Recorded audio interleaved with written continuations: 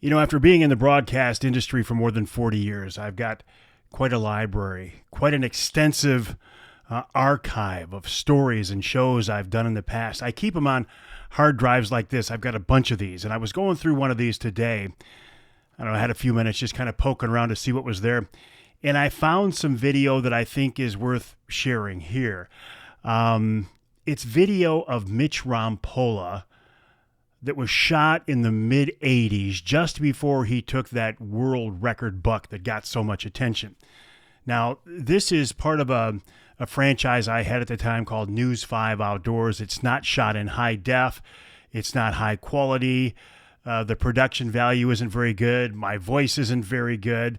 But the content is interesting because it's Mitch Rompola talking about deer hunting before he shot that buck that really put him on the map. Well, this one here is a 12-point typical, and it is the current Michigan state record taken with a bow and arrow.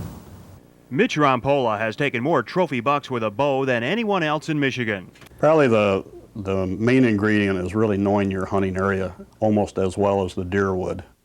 Mitch has bow hunted more than 30 years. He killed the Missouri state record whitetail when he was just 10 years old.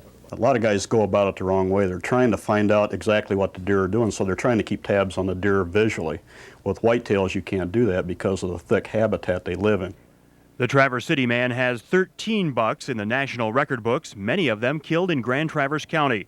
I spend more time researching an area, scouting it, than I do hunting it. I probably don't spend any more time hunting an area than a lot of other people would. The only thing is, I spend so much time learning it beforehand, I'm able to go out there and put myself in the right place at the right time more often than a lot of other hunters can. Mitch has spent as many as 200 days scouting an area. He says the key is to think like a deer.